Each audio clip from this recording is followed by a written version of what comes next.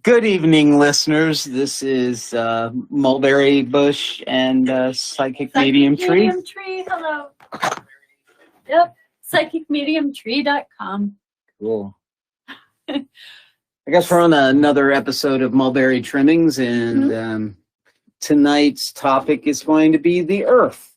We're going to discuss the Earth. Yeah. You know, I think it was 1989 or something, maybe 1990. When was the first Earth Day?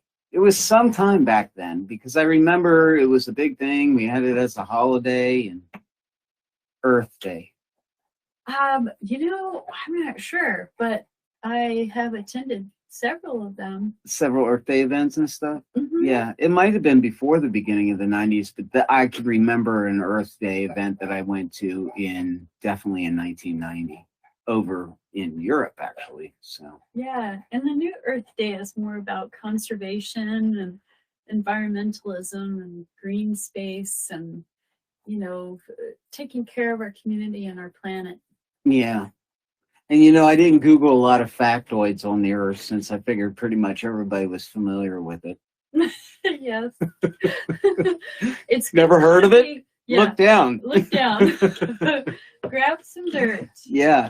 So I brought some dirt with me to show today. I guess I'll just show some of it because I collect a lot. And this is only a portion of my collection. The rest of it is all in little Ziploc bags and stuff, so I don't feel safe transporting it around until I get glass containers. Wait, so tell the audience what you're talking about, your Earth collection. Well, I have for probably the last 15 or 20 years or something, either collected on my own or asked somebody else to collect it for me, tablespoons of dirt from different places, or something unique, or a memorial place, or something that's going to retain a memory for me, so that when I need to go back to that memory is in the bottle for me, so I know exactly where it is. So, yeah.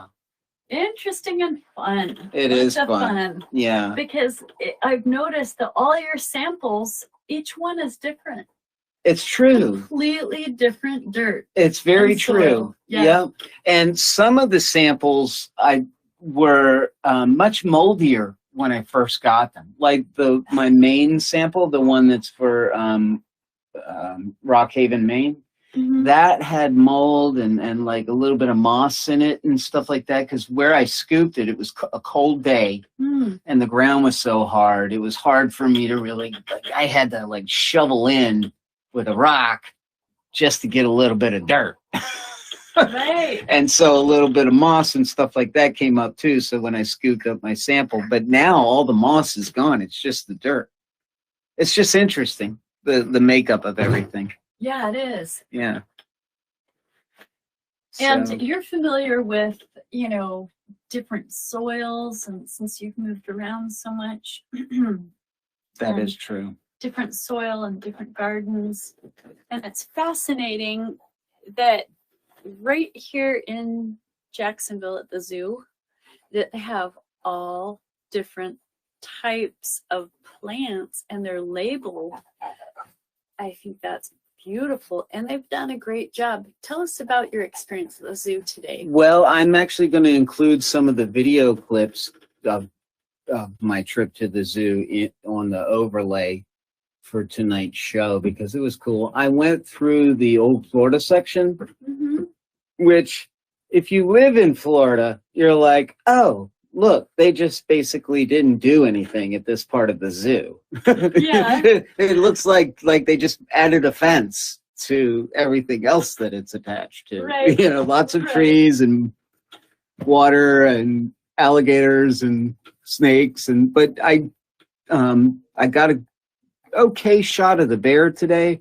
I got a really nice one of the lions, so that's the one I'm going to include. He's not a part of Old Florida, but in order to get to Old Florida, you just hang a left after you see him. So you go to the lion, hang a left, and then you're in the alligator land and all that.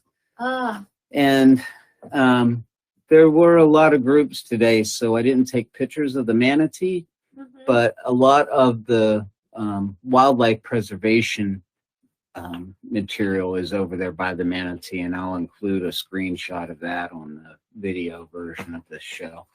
Yeah, and manatees are really at risk for extinction because the speedboats go so fast and they end up cutting up these poor little manatees. And manatees are like, they're just sweet little creatures that move along and eat grass, and I would hate to see them disappear. It's sad to me that we don't have a way to be more protected than that. We don't, we don't think about it because once it goes under the surface, it disappears from our brain, but it's just like hitting a deer. Right, and you would think that they would somehow, maybe there is, but invent motors that would somehow be not going into the water that would cut, but somehow more like air propulsion or something. I don't know. I don't know enough about how it works, but you would think that there would be some kind of like mesh layer you can put over top of the propeller to keep it from slicing into the manatee. Right. The problem is they're going like 5 million miles an hour down the road or down the waterway. Right. And this manatee is just right there, and all of a sudden, they hit it. It's sad. It is sad. Yeah. I mean, the manatees do take a hit from that kind of thing, so. And I've seen a number of manatees here at our house. They're tagged a lot of times. Are they? So, I know that researchers are trying to do some conservation with the manatees, but it's always good to be really careful when you're in the rivers here and not go too fast because you gotta look out for manatees. That's true. I went down to Merritt Island. Merritt Island used to be my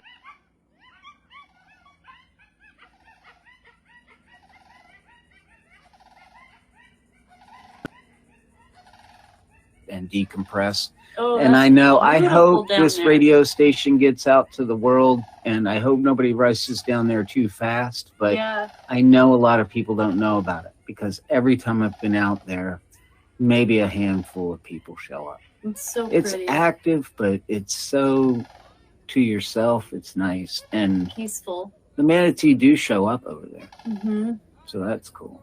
Very peaceful. And at the Jacksonville Zoo, I am amazed as well that they have an Asian section. That there is an Asian section where there's bamboo and all kinds of like different plant life that you would not think would grow in Jacksonville. Yeah, that's true. The big bamboo too. That's the bamboo that does grow here in Jacksonville is more of the ball. Right. But you think of it as like a fishing cane bamboo, like the width of a fishing pole. Yeah.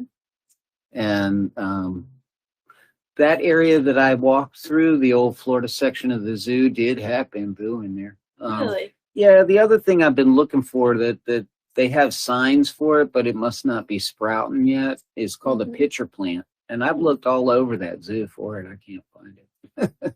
Well, there is a mulberry tree there, though. I bet there is. There's like, I cannot believe the diversity that the researchers and scientists have done over there. It's a fabulous job of the Greenspace. And speaking of Greenspace, I am personally very upset at all the development here in Jacksonville and even around the United States. What's happening is corporations and foreign corporations are buying big plots of land, raping the land of all greenery, cutting down, they flatten it. They cut down all the trees, all the bushes, all the plant life, and birds have nowhere to go. All those species have nowhere to go.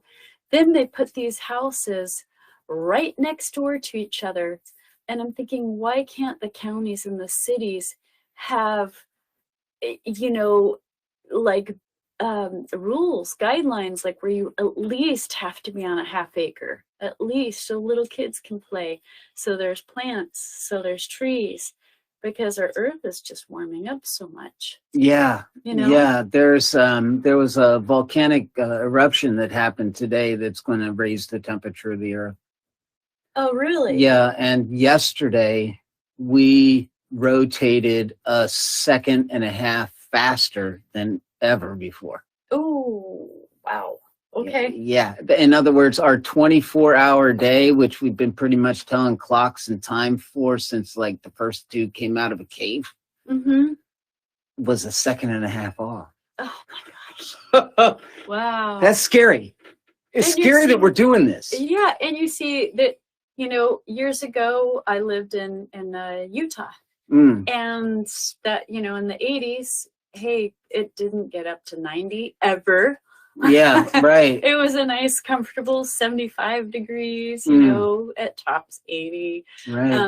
And then the same's happening in California and New York and everywhere. And there's fires all across the world because of this increase in temperature that's like, it's like 10 degrees or more Fahrenheit temperature increase since the 80s. Right. So it doesn't seem to be turning around either. So I know that when COVID first started and everybody was going inside, there was signs of like resurgence of the environment and stuff, but not to a significant enough level to make changes to the global problem we're having, you know. But we really, really need to figure this out. I think I do what I need to do. I have a hybrid. I'm very conservative about that. I mean, I don't cause CO2 really.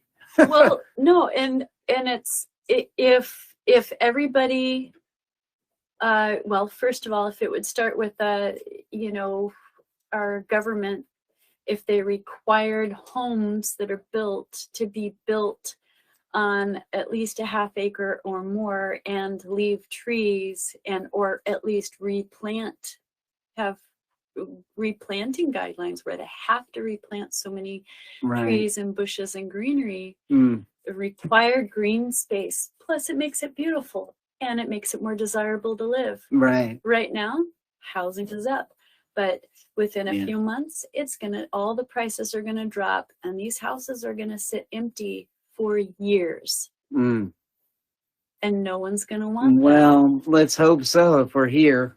Yep. You know, I mean, anyway, let me start a tune real quick. Yeah, let's do it. Yeah, because we haven't played any music. We've been rapping about the earth. We love it so much. The earth is so awesome. Okay, we're back. So I thought I would highlight earth magic. Right? When you talk about earth magic, it's basically any magical system that uses the compass points, northeast, south, and west, and also the concepts of the rising and falling of the sun and the changing of the seasons. So earth magic, whether it's farmer magic and you're out there in the fields wanting to plant seeds and all the rest of that, or if you do a Celtic pagan ritual where you're recognizing the changing of the seasons and the god and the goddess and all of that. That is all earth magic. So that's Mother Earth and magic. So it's always based on nature and all of those things. If for some reason we were to like go to the moon, we would have to change our entire magical ceremony because the seasons, first of all, wouldn't be the same on the moon. One day on the moon takes a whole month. So we wouldn't be able to be like, as the sun rises in the east, because we'd be like, just like it did yesterday and for the last month. And that would mess up the whole ritual right there. It just wouldn't sound the same. So you have to change it up. So earth magic is that. It's all earth-based stuff. So that was my contribution for the earth, was a little bit of humor on space magic in the midst of talking about Mother Earth. Yeah, that's pretty cool. Yeah, thank you. You know, I feel that I'm at least a hybrid human Gaian person. I mean, I had the same shape and a lot of the same like internal organs as most of the humans and stuff. So, you know, I'm a little more pro-lizard than some of the humans I've met, so I think maybe I'm not lizard, but at least I'm like, hey, look, you guys, we're on the same obvious team here. You and the gecko the guy? Humans don't like us. Yeah. So I don't know. Well, I would like to encourage our listeners to, join your zoo, your local zoo, because they have major conservation programs. Join the Sierra Club. They have fantastic hikes and conservation, as well as, education, seminars, workshops, and they're great about employing legislation to make our Earth a better place to live. There's also Oceana, which is, the keepers of the oceans. They try to keep the oceans clean so that our sea life can survive, which is vital to our Earth. NOAA does as well. That's the National Oceanic. Oh, tell, please. Yeah, NOAA. They deal with like environmental issues. AA? Yeah, NOAA, okay. NOAA. Okay, they deal with like oil spills and things along those lines. Okay, when we went out to the Nassau Sound, Eric showed me like the whole areas that were still like had the oil and gasoline in the soil from that spill that happened in Georgia like 2 years ago. Wow. I mean, you can only clean up so much of that. I mean, it's still oil. It's the oil that was under the earth a while back. It just blobbed up here where it's now killing fish and birds and humans and stuff. But they clean it up as much as they can to where it's survivable. Okay. But you can still tell that the soil looked a lot more like oily color, like grayish. Right. Yeah, instead of that brown sand color that it should be. Right, and little things make such a difference when, to sea life, they have to have their ecosystem at the right balance to survive. Which brings me also to remind everybody, if you can, join your state parks. And you were also bringing up another park. The federal parks as well. The national parks? Yeah, the national parks. Yes. National parks. Okay, because they also are, keepers of Greenspace and have environmental programs and nature programs. It's federal law that those will always be park space. Those are always designated as places for people to go to that are going to be natural environment. Unchanged, other than maybe some of them that are historical. Right. So that historical aspect of when that became a park, like St. Gaudens up in New Hampshire and stuff. Yep, and write your local lawmakers if you can to ask that developers are required to produce or leave enough green space and,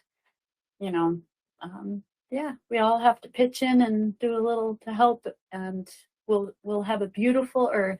For sure. And I like what you've done, Jeremy, is that you've planted a number of flowers and herbs and plants in the garden.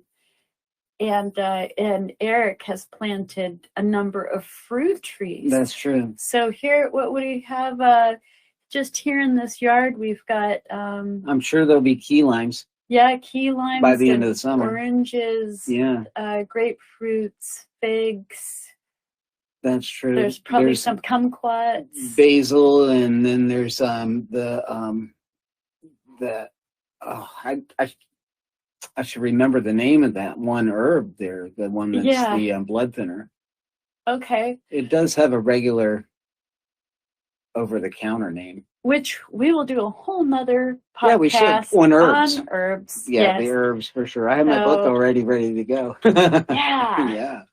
Well, are we ready for a song? Yeah, let's throw on a tune. All right, the next one is actually this one is on if people had access to Jeremy's favorites playlist, this one's on it. Yeah, all right. So I like this song. It's okay, now we're back. So I guess we can wrap it up with some of that conservation aspect to it. I think the part that bothers me is just in the last 50 years of my lifetime, I've seen so many animals go on the extinct list. It's hard to see. How isn't can it? you know that that's happening in the last 100 years of all this stuff? Yeah. You know?